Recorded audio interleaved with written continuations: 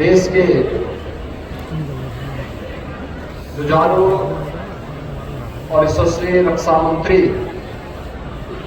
आदरणीय श्री राजनाथ सिंह जी, केंद्रीय मंत्री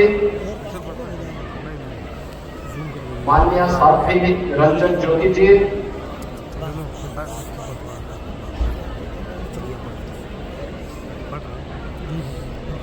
आज के समारोह में उपस्थित पूज्य संत विजय कौशल जी महाराज,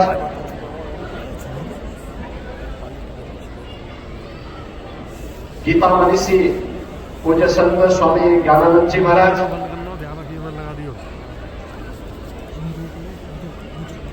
योग ऋषि पूज्य संत बाबा रामदेव जी, वात्सल्य धाम में बालिकाओं के सैनिक स्कूल का शुभारंभ भी हो रहा है और माननीय रक्षा मंत्री जी के कर कमलों से भी उसका उद्घाटन पूज्य संत महामंत्रेश्वर पूज्य स्वामी परमानंद गिरी जी महाराज के कर कमलों से माननीय रक्षा मंत्री जी के सानिध्य में आज यहां पर संपन्न हुआ है। भारत की मिशन शक्ति का एक अद्भुत उदाहरण हम सबके सामने प्रस्तुत हो रहा है। समाज को अगर सशक्त होना है, समर्थ होना है, तो नारी शक्ति की सुरक्षा, उनके सम्मान, उनके स्वावलंबन के बगैर कार्य संभव नहीं हो सकता। इसके लिए हम सबको जुटना पड़ेगा। समाज को अपनी रूढ़िगत मानसिकता से उबरना पड़ेगा। और मैं इस बात के लिए आदरणीय रक्षा मंत्री जी को और आदरणीय प्रधानमंत्री जी का हृदय से आभार व्यक्त करता हूं कि सैनिक स्कूलों में बालिकाओं का प्रवेश हो, इसकी उन्होंने अनुमति दी। भाइयों बहनों, देश के अंदर सैनिक स्कूलों की परंपरा ये उत्तर प्रदेश ने 1960 में प्रारंभ की थी, जब डॉक्टर संपूर्णानंद जी उत्तर प्रदेश के मुख्यमंत्री थे। और डॉक्टर संपूर्णानंद जी ने पहला सैनिक स्कूल देश का उत्तर प्रदेश की राजधानी लखनऊ में स्थापित किया। मुझे 2017 में लखनऊ के सैनिक स्कूल में जाने का अवसर प्राप्त हुआ, क्योंकि उसकी जो समिति होती है उसका चेयरमैन मुख्यमंत्री होता है। इस नाते में वहां गया था और उस समय मैंने वहां पूछा था, मैंने कहा यहां पे क्या बालिकाओं का प्रवेश है? उन्होंने कहा नहीं। तो मैंने कहा अगले सत्र से एक बैच बालिकाओं का इसमें प्रवेश हो। और 2018 में हम लोगों ने इस कार्यक्रम को वहां प्रारंभ किया। दूसरा, सैनिक स्कूल लखनऊ को इस बात का भी सौभाग्य प्राप्त हुआ कि देश के सेना का सर्वोच्च मेडल परमवीर चक्र लखनऊ सैनिक स्कूल के ही एक छात्र को प्राप्त हुआ, कैप्टन मनोज पांडे को, जिन्होंने कारगिल के युद्ध में देश की रक्षा करते हुए वीर गति को जो प्राप्त हुई थी। और इसलिए हम लोगों ने उस समय निर्णय लिया कि लखनऊ का हमारा सैनिक स्कूल कैप्टन मनोज पांडे सैनिक स्कूल के रूप में जाना जाएगा। स्कूलों को हमारे बालकों के मन में, बालिकाओं के मन में सैनिकों का अनुशासन आ सके। मेरा जो कुछ भी है वो मातृभूमि के लिए, पहला देश, धर्म, फिर परिवार और फिर अंत में अपना व्यक्तिगत जो कुछ भी है वो मेरा अंत में आएगा।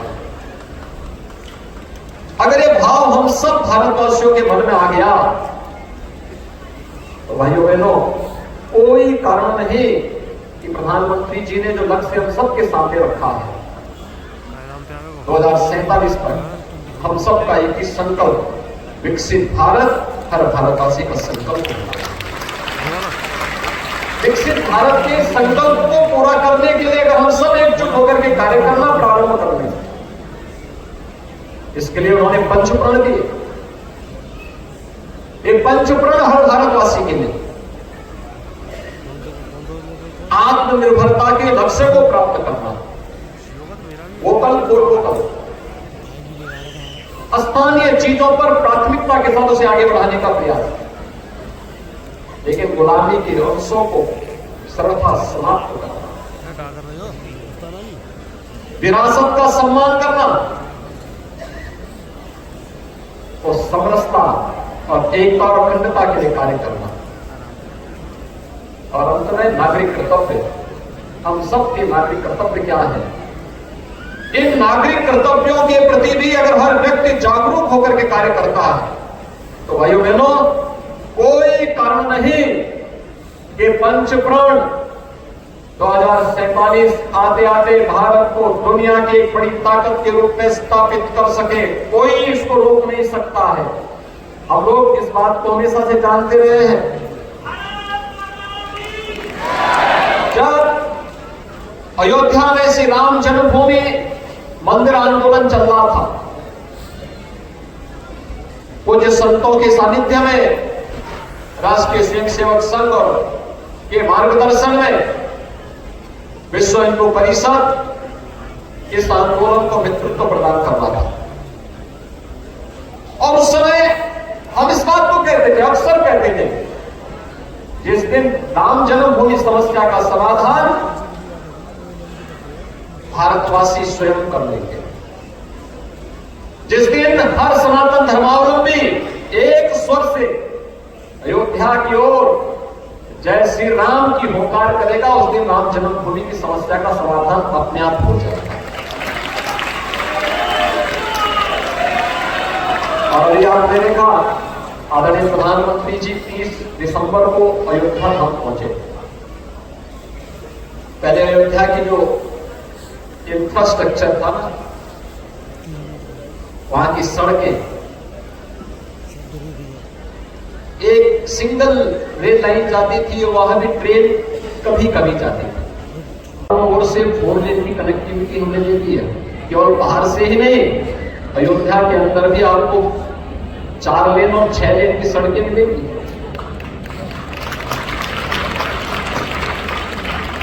बाईस जनवरी के बाद जाकर के थोड़ा अयोध्या धाम को देखिए, आपको त्रेता युग याद आ जाएगा।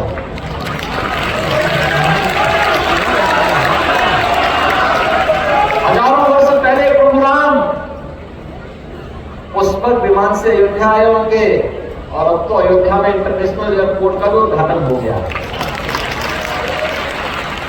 रेलवे लाइन डबल लाइन के साथ जोड़ा जा चुका है, और एक स्टेशन का उद्घाटन तो प्रधानमंत्री जी ने स्वयं किया है। और अब तो अयोध्या और उसके आसपास 5-6 नए स्टेशनों का विकास किया है, किसी को भी समस्या नहीं है। और यही नहीं, सड़क मार्ग से जोड़ दिया गया, रेल मार्ग से जोड़ दिया गया, वायु मार्ग से भी जोड़ दिया गया, और जल मार्ग से जोड़ने की कार्रवाई भी हमारी प्रारंभ हो गई। जीवन का अनुशासन और सैन्य शक्ति का अनुशासन हम सबको आगे बढ़ाने में मदद करेगा। भारत की शक्ति का एहसास दुनिया को कराएगा। एक स्वर में जब 140 करोड़ भारतवासी भारत के आन मान और शान की रक्षा का कार्य अपने हाथों में लेकर के इस अभियान के साथ जुड़ेंगे, कृतज्ञ भाव के साथ, नेशन फर्स्ट के इस भाव के साथ जुड़ेंगे, दुनिया की कोई ताकत आपको झुका नहीं सकती है, कोई झुका नहीं सकती, कोई आपका मार्ग नहीं रोक सकती है। हम सब उस मार्ग के पथिक बने। दायित्व हो सकता है, किसी को कोई दायित्व मिले, किसी को कोई और मिले, लेकिन जहां पर है, अगर हम सब मिलकर के कार्य करते हैं तो भाइयों बहनों, कोई कारण नहीं कि आज दुनिया के अंदर भारत का सम्मान बढ़ा है, एक नए भारत का दर्शन हो रहा है। आप देखिए, अयोध्या जाने में लोग संकोच करते थे, अयोध्या का नाम लेने में जिनको संकोच होता था, आज वे भी कहते हैं कि हमें भी निमंत्रण मिलेगा तो हम भी जाएंगे।